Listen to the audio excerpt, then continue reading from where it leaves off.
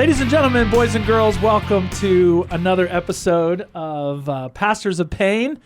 I'm Father Brian O'Brien, pastor of St. Francis Xavier Catholic Church here in Stillwater, Oklahoma. School's out. The summer is upon us. The mask mandate is over.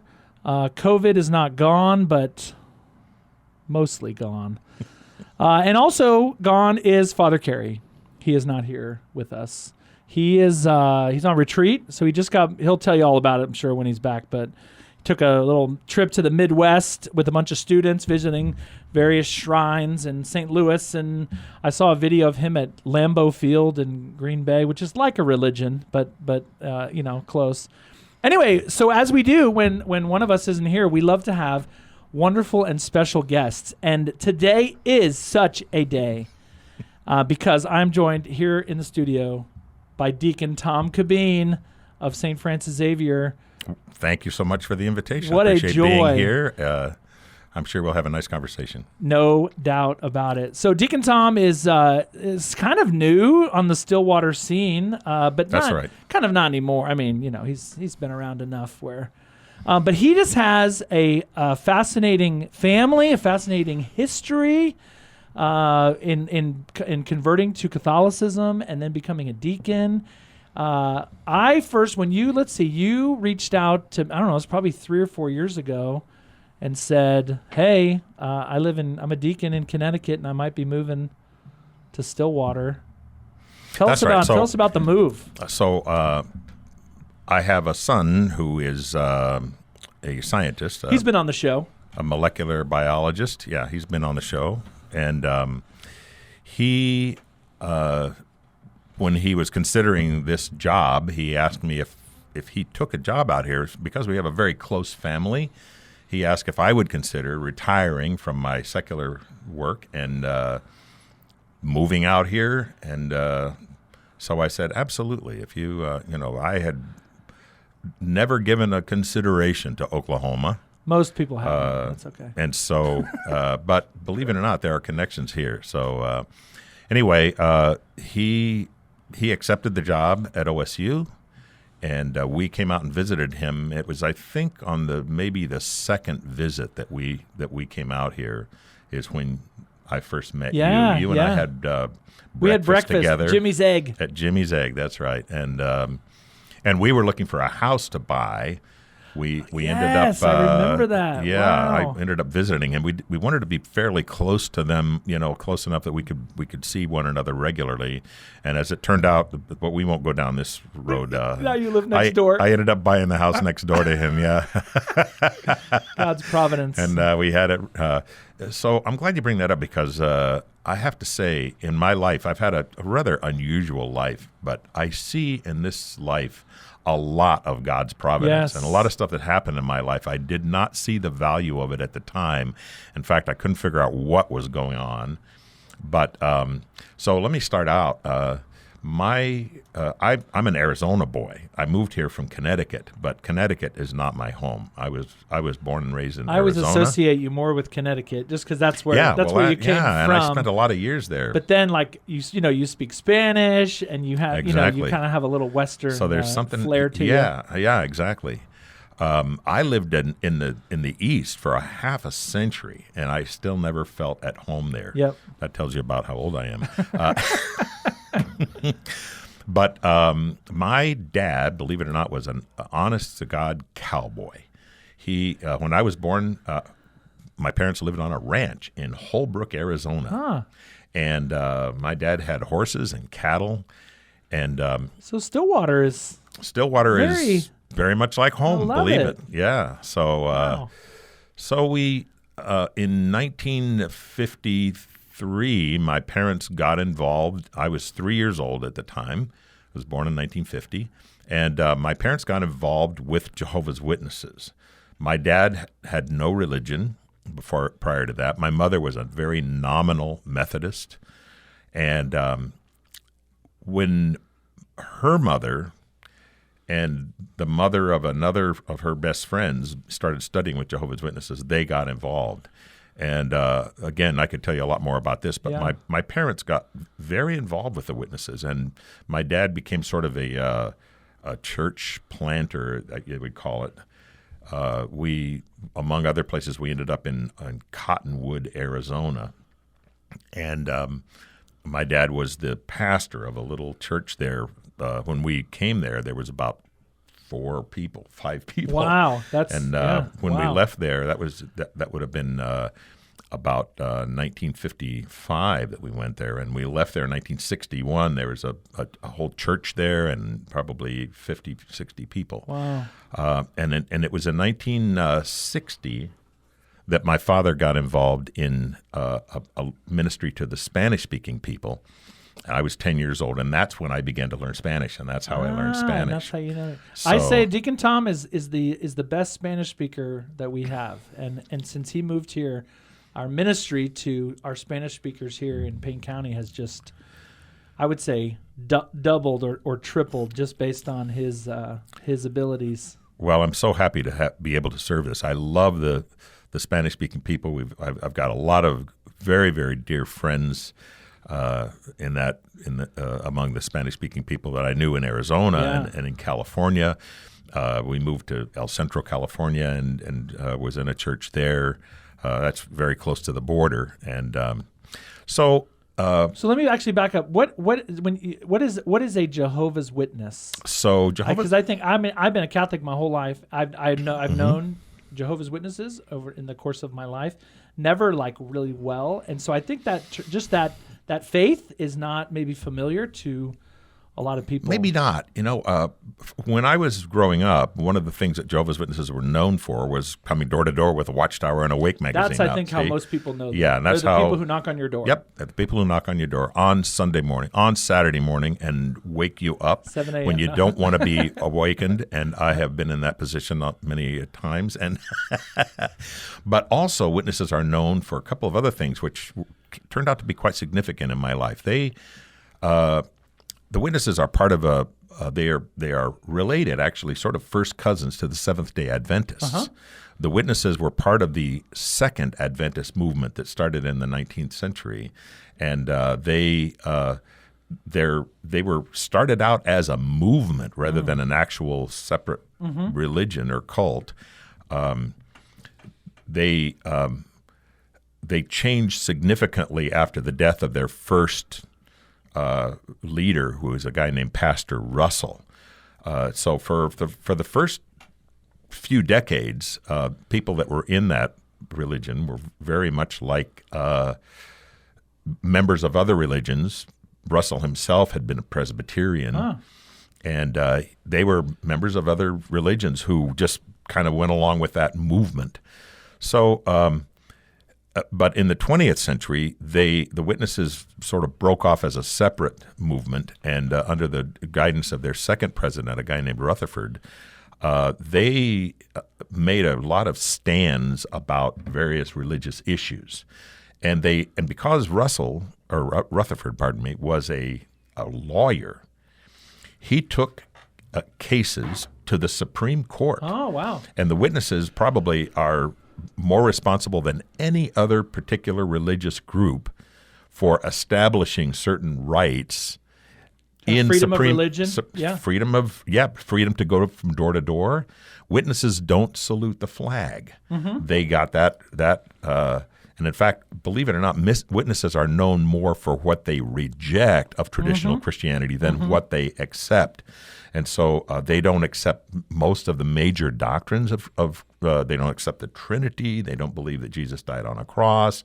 They don't believe in the immortal soul. They don't believe in... Wow. Those are some pretty significant it's the differences. And for that reason, the Catholic Church does not consider Jehovah's Witnesses to be Christian enough that if you were baptized as a Jehovah's Witness, that baptism is not considered to be a valid baptism. Yeah, with the basic understanding that you must be baptized with water and in the name of the Father and of the Son and of the Holy Spirit. And they're not done. They don't do it that way. That's our basic. Yeah. So we've talked. Father Kerry and I talk about, like, if someone's baptized as a Presbyterian, they're baptized with water, and they are a fellow Christian in that sense. That's right. So, but witnesses, believe in Christ, and that was kind of a foundation for you. Yes, their main focus, believe it or not, is figuring out the time of Christ's return. They believed that during the first segment, during Russell's time, that Christ was going to return in 1914. Now, in the 20th century, that day came and went, and they predicted other dates. Now, when I really started to take the witness doctrine seriously, I was about 18 at the time, and I decided to go to the headquarters. They have a school there and everything else, and I went to the kind of a seminary type of they went, situation? but I went there to help publish their publications. They have a huge printery there, Yeah.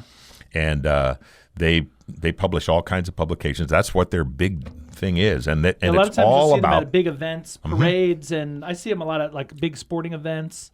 They'll be on the corner. yeah, exactly. Well dressed, always well dressed, and standing there with a kind of a literature rack, That's right. ready to talk to anybody. I've always admired it. I mean, Yes, and many people have Amazing said, "I admire your zeal," and courage and I zeal. Yeah, yeah. I mean, really, it's inspirational. So I learned something very important about being a Jehovah's Witness. One is that your religion ought to affect the way you live. It ought to, you really ought to internalize it, and that's what I did as a witness. So I went off to New York in 1968, and I lived and worked at their world headquarters. I had a very, very successful career at their headquarters, and I was, in fact, that's where I got my first start in radio. They had a radio show that was syndicated on about 250. Not Deacon Tom's first radio rodeo right here. Radio rodeo, I love that. So I actually, for a while, for about several years, became sort of the voice of the society. Anytime they had Really? publications, I didn't know yeah, it was that. Like, yeah, I was the go You do to. have a good radio voice. I was the I've always go-to thought guy. You should read audiobooks. They always told me that I did. Yeah, You did? Yeah, for the. We're finding out all kinds of new things. I've had a lot of experiences in my career. That's amazing. Okay, keep going. So They always told me I had a face for radio, right? That's right. That's right. That's why we have a podcast. So when I began serving at the world headquarters, I had a very successful career there, and I began to get to know the people that were really in charge, the people that wrote their articles in their publications. And I happened to be there during a very important time of big changes in the Watchtower Society. And so as I began to study their doctrines more and more deeply, I found pretty serious problems with them. And I would go to the people that were writing the publications, and I said, "Well, what about this? What about that?" And I found, to my shock, that many of them had seen the same problems. Oh. And they were not. They had no explanations for them. They were saying, "Yeah, that is a problem." And so I was searching for answers. Now, Jehovah's Witnesses had, when I went there, they had been sort of proclaiming that 1975 was going to be possibly the end. When I was born, I'm so glad it didn't end. Me too. Yikes. When 75 came and went, now I met my wife, Gloria, beautiful, lovely woman who, she also was a very devout Jehovah's Witness, and she had gone there to the Watchtower headquarters, and I met her there, married her, and we decided to we were going to serve the last days of this system of things, as they call it, there at the headquarters. When 75 came and went, and I began to have some pretty serious doubts about particularly the chronological basis for their predictions. Yeah. I started questioning the religion itself.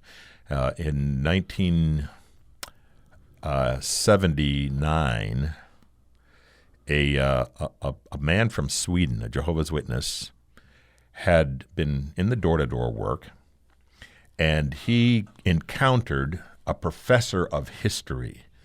and I won't get into this because it's a long explanation, Sure. but one of the Jehovah's Witnesses' key dates was the destruction of Jerusalem in 607, and they've got a bunch of calculations that bring them to 1914, et cetera. But suffice it to say for today that their big thing was 607 BC as the date for the destruction of Jerusalem. Now, it turns out that among historians of ancient history, the destruction of Jerusalem is one of the most well-documented dates. And, of course, the big problem with ancient history is to try to find some way to correlate the calendar that they use, the ancient Chinese calendar or the ancient Akkadian calendar or whatever, with our calendar, you know. So it's like, okay, so that was, you know, the Chinese started their calendar with a particular alignment of planets, and all ancient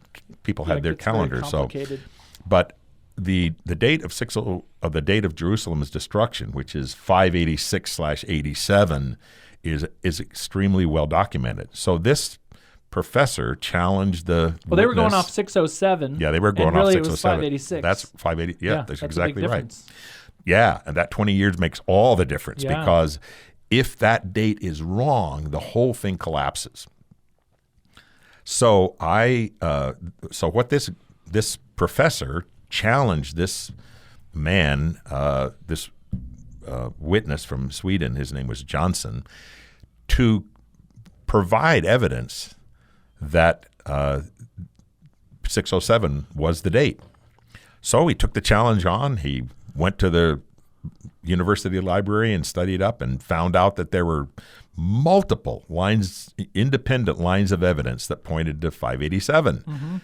And he put all this stuff into a big letter and sent it to the headquarters of the Watchtower Society. And it turned out that the guy who was working on the whole chronology thing there was a very good personal friend of mine, and he shared that letter with me. And I read it probably 4 or 5 times, and it shattered. I mean, so you're how old at this point? I mean, you're 30 years old. Okay.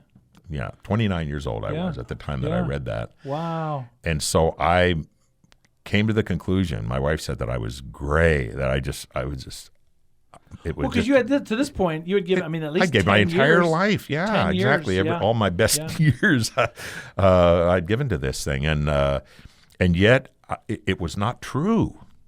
So I said, I have to do something here. So I decided, first of all, exactly. And I can do anything, even die for something that I believe to be true, but I can't die for something that I don't believe to be true, which incidentally is one of the proofs that we have of the truthfulness of the apostles and the early witnesses.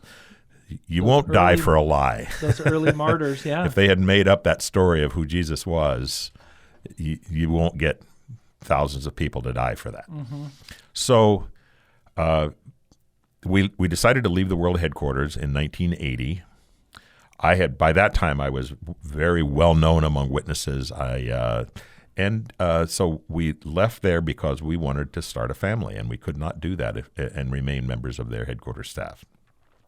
We left the witnesses, and people that I had begun talking to started to drift away, or they were leaving the Watchtower Society, and so they not just on my account, but on the account of, in fact, this man that had shared the letter with me. His name is Franz. He was a member of their governing body, and Franz ended up writing a couple of books about the witnesses, and I ended up publishing them for him because of my knowledge of the printing. Yeah, you were in the business. I became the head of their printing operations there in Brooklyn. And so by the time I was 27 years old, I had about 110 men reporting to me. Wow. And we were printing, millions and millions of publications every month. It was a big operation, much bigger than people realize. We had 40 presses there running off stuff. Right? That's right. Yeah. Wow. So I left the Watchtower Society 1980. We had no money. We had no savings. And the local congregation, under the direction of the Watchtower Society, and this is another long story, but they ended up ejecting us from the organization. Now, witnesses practice shunning, which meant that all of our friends, all of our support structure, all of our family were not allowed to have anything to do with us. Otherwise, they themselves would be ejected from the organization. Wow. So it was like being a boat person, you know. I mean, in 1980, I lost my career, I lost my job, I lost my home, I lost my family, I lost all of my friends. We had, wow. I mean, that was a very traumatic thing. So thing. the temptation, I would think the temptation would be, let's just stick it out, you know. Let's just stay. And I know I have theological issues, but I gotta have a paycheck, or I gotta couldn't do that. Couldn't do that. But I've always known, you're kind of a man of. I'm just not going to do it, because if you're it's a truth not guy. true, exactly. If Yeah. it's not true, I just felt like, honestly, the way I thought about it at that time, I felt like, you know, imagine you're on a train and you're looking at the stations going past, and as you look at the stations and you look at the schedule, you say, I'm on the wrong train here. Yeah. And so the only thing to do is just get off the train. We'll figure out a way to get back, you know, even if you got to jump off while right, it's moving. So off we were, and we started to rebuild our life without. Yeah, and unfortunately, my parents, who were lovely people, they really are, but they were big, true believers in this religion, and they too followed their conscience. In their conscience, they couldn't have anything to do with me. So my lovely sons, Matthew and Jim, you know, grew up without grandparents because on both sides, my wife has a brother who hasn't spoken to her since 1981. Never have anything to do with us. So, but we moved along. Incredible. Functionally, for probably 6 or 7 years, I was an agnostic. I was devout, but I had no idea where to find truth. I felt that maybe the right way to find it was research. So you were not church going. No church. In this no, phase. I didn't go to any church. I didn't trust any of the churches. Mm-hmm. So I bought a bunch of commentaries on the Scripture, and I thought that was, you know, like learning Hebrew and Greek and trying to learn as much as I could was the answer. And when my boys got a little older, we felt like they needed some Christian association, and so first of all, we started a support group for former witnesses. Oh, yeah. And we started a group called Biblical Research and Commentary International. About fancy sounding. Yeah, it doesn't sound very threatening, you know. And we helped thousands of witnesses to get out of the Watchtower Society. It's quite traumatic for them to do it. We had a counselor. We had a toll-free line. This was before the internet and everything. So we had a whole big group of people, and we had a conference, an annual conference every year, and you know, hundreds of people came there, and we met them. And I got a lot of stories I could tell about that, but we won't go down that road either. So agnostic for 8 years, and then you jumped in. And then we decided that we needed to have. I just came to the conclusion that there had to be some kind of community, Christian community. Yep. So just a mailing came out inviting us to a little Christian and Missionary Alliance church.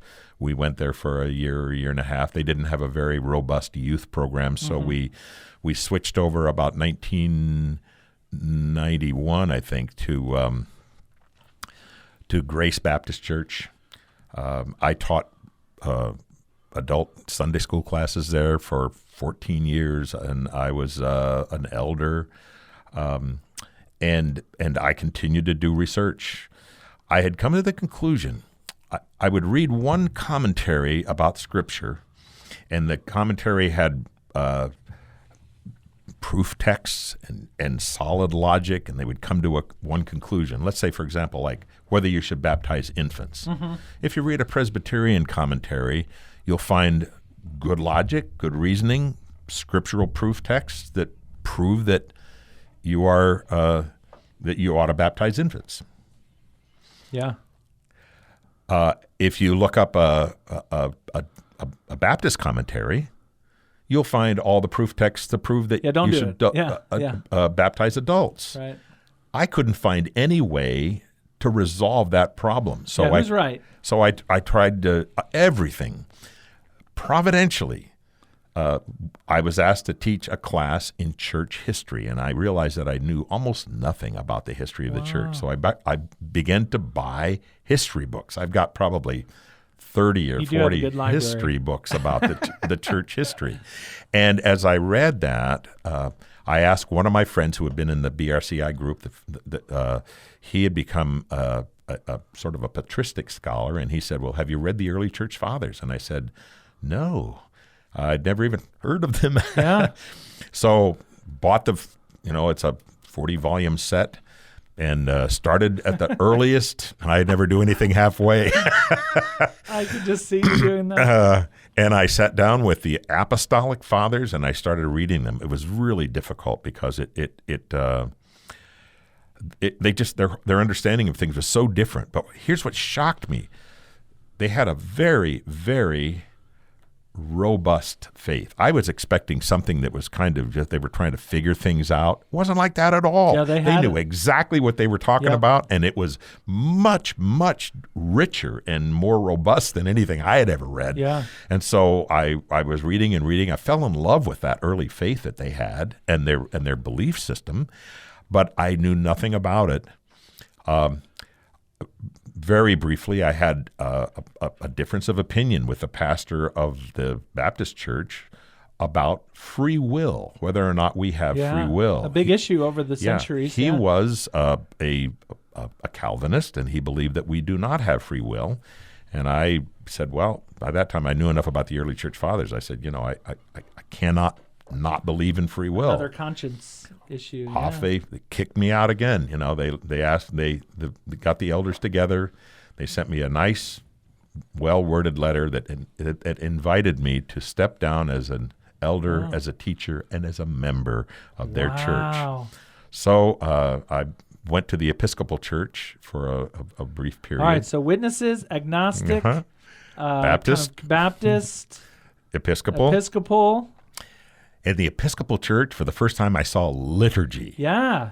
And I loved it. It was wonderful because So the Episcopal Baptist Church, for those listening, is liturgy-wise, has very a lot similar, of similarities. very similar to the Catholic Church. They broke Church. off from Catholicism, yeah. But I knew nothing about the Catholic Church. Nothing. Well, anyway. Shame on us that you've lived your whole life in all these places and never had. So I was asked to teach a class in the Episcopal Church on the Catechism, and their Catechism is pretty orthodox, but it's only 28 pages short, long in the back of the Book of Common Prayer. Yep. And then I happened to be at a used book sale, very attractive to me, and I said to Gloria, hey, check this out. Here's this book, 900 pages, the Catechism of the Catholic Church. Wow. I bought it for 50 cents. I took it home. I read it. And I said, holy moly, I'm a Catholic. This is exactly what I had read about from the early church fathers. And so that's how I became a a Catholic my gosh. person. Now, so what you're going to have to do is invite me back on to explain all some of the details about this. I was so excited that he could come today because to hear the story, and there's a lot more to it. So, when you first were coming, I found out you were there's a show on EWTN, which is like the Catholic TV channel, called The Journey Home. Mm-hmm. And Deacon Tom was interviewed on The Journey Home before you were a deacon. Oh, yeah. I'd only been a Catholic for about a year. Yeah. I think. Mm-hmm. And just I watched that and thought, okay, wow, this guy's moving to Stillwater. This is great. And really has just been, as I mentioned earlier, has just been a blessing, both in Spanish and in English, of preaching and teaching and helping people in RCIA. And anyway, so there's a whole lot more to this story, which, we got to the part of being Catholic, but not even. There's a lot more to tell, so we'll have to come back for round two. Of becoming then a deacon. So anyway, that's just the brief glimpse in the life of Deacon Tom Cabeen. All right, we're out of time. But thank you, Deacon Tom, for coming. Thank you. Thanks for inviting me. And Father Carey will be back next week, and we'll fire it up. Hope everybody has a great week. Happy summer. God bless.